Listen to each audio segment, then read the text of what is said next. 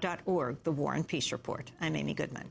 One of the main themes of President Obama's campaign was his opposition to the war in Iraq. He heavily criticized the Bush administration for the 2003 invasion and vocally opposed the war from the very beginning, when he was still an Illinois state senator. Now, as President of the United States, Obama's finally announced his plan to pull U.S. troops out of Iraq. In a speech at Camp Lejeune in North Carolina on Friday, Obama appeared to spell out a clear date for withdrawal. As a candidate for president, I made clear my support for a timeline of 16 months to carry out this drawdown, while pledging to consult closely with our military commanders upon taking office to ensure that we preserve the gains we've made and to protect our troops. These consultations are now complete, and I've chosen a timeline that will remove our combat brigades over the next 18 months. Under President Obama's plan, up to 50,000 U.S. troops would remain in Iraq through 2011.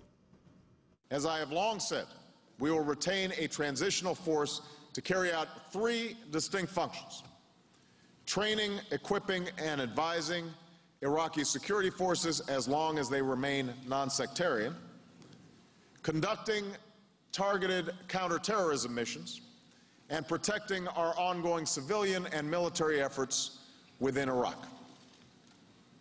Initially, this force will likely be made up of 35,000 to 50,000 U.S. troops. But President Obama's decision to keep 50,000 troops in Iraq has angered some critics of the war. Iraq Veterans Against the War described Obama's proposal as a plan for almost 3 more years of an unjustified military occupation. Obama's speech on Iraq left several major questions unanswered. He did not address whether the U.S. will keep permanent military bases in Iraq, and he made no promise to withdraw the over 100,000 private U.S. military contractors and mercenaries stationed in Iraq. For a debate today on President Obama's Iraq plan, we're joined by 2 guests. Lawrence Korb is a senior fellow at the Center for American Progress. He's a former Assistant Secretary of Defense under President Reagan. He's the author of more than 20 books. His latest article is called The Promised Withdrawal from Iraq. He's joining us from Washington, D.C. And joining me here in our Firehouse studio is Jeremy Scahill, award-winning investigative journalist and author of the New York Times bestseller, Blackwater, The Rise of the World's Most Powerful Mercenary Army. He reported extensively from Iraq in the run-up to the 2003 invasion. His latest article, called All Troops Out by 2011, Not So Fast, Why Obama's Iraq Speech Deserves a Second Look. It appeared at alternet.org.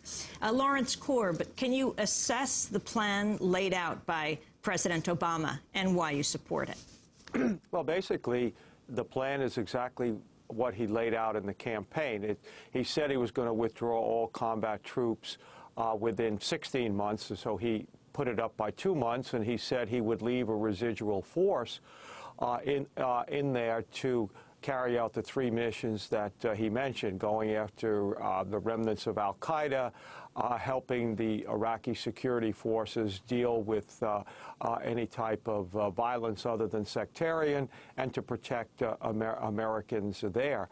In many ways, what the campaign promise that Obama made was actually overcome by events, because President Bush, who for the longest time had resisted a timeline, agreed in the Status of Forces Agreement with the Iraqis in December of 2008 that all forces would be out by the end of 2011. So what President Obama is just doing is carrying out that agreement, because these residual forces have to be out by the end of 2011. Jeremy Scahill, your assessment. Well, I mean, I agree with something that Larry said there at the end. I mean, Obama essentially gave Bush's victory in Iraq speech when he appeared in front of Camp Lejeune. I mean, this for all practical purposes was policy the day that Bush left office. So we're not seeing any radical departure from official U.S. policy at the end of the Bush administration. And of course, as Lawrence indicates, that was the result of a very complicated process where the Bush administration was outright criminal in its refusal to recognize anything even vaguely resembling the sovereignty of the people of Iraq. But let's be clear here on three major problems with the Obama-Iraq plan. First of all, this residual force that Obama is going to be implementing. Now, right now, the numbers they're discussing are 35 to 50,000 troops. I've long spoken out against this residual force, and there are many activist groups in this country that, when Obama was running for president, called his office and said no residual forces remaining in Iraq. The scope of the mission of these residual forces, while it sounds specific to some, phrases such as counterterrorism have become almost meaningless in the America we now live in when uttered by politicians. We see how they've been applied over the past 8 years, and quite frankly under the Clinton administration as well. So I'm very concerned about the type of operations that this 35 to 50,000, if it actually gets down to that number under the timeline Obama has stated. Secondly, Obama has refused to scrap this massive, monstrous U.S. embassy that was built on basically slave labor, $700 million embassy that's the size of Vatican City. The Vatican has embassies of its own around the world, and the U.S. has built this abomination in Iraq on slave labor, and the Obama administration is going to maintain a staff of over 1,000 people there who are going to necessitate heavily armed security to go anywhere inside of the country. That's been a cocktail for death and destruction in Iraq. Blackwater has been the company that primarily has been guarding U.S. diplomats. Now it's probably going to be a different company, although many of the same operatives will probably jump over to that company. So change in name, but not necessarily in policy. Even if Obama hires these people through the State Department officially and says there's some system of accountability, they're still going to be putting U.S. lives at a premium over Iraqi lives. And the third problem that I have with the Obama-Iraq plan is that it's full of loopholes. The Status of Forces Agreement, first of all, Article 27 allows the United States and the Iraqi government to agree that the United States can stay in the country, can engage in any kind of military operations, and also can take action, including military action, to address any, quote, threat, internal or external. Well, what's a threat? The wrong people win an election? We've seen that happen before. Look at the case of Hamas in Palestine. So the fact of the matter is, you take these three, combined with the fact that senior military officials have told journalists such as Jim Miklashevsky of NBC News that the Pentagon is preparing for U.S. forces to remain in Iraq potentially for 20 more years. And I think we have reason to be very concerned about the fact that Obama basically is giving Bush's final Iraq speech. Lawrence Korb, your response. Well, I think it's, a couple of things are important, and there's no doubt about the fact that any agreement can be abused. But remember, it was the Iraqis who wanted us out. The Iraqis never really wanted us there, and they're the ones who insisted on the timeline. The other is the Iraqi people get to vote this summer on the referendum about whether they want to support the Status of Forces Agreement. If they decide not to, all the forces have to be out within a year. So I think that's the key thing to keep in mind. And I know our military commanders have talked about, and Secretary Gates has talked about staying there, but we could only do that with the permission of the Iraqis.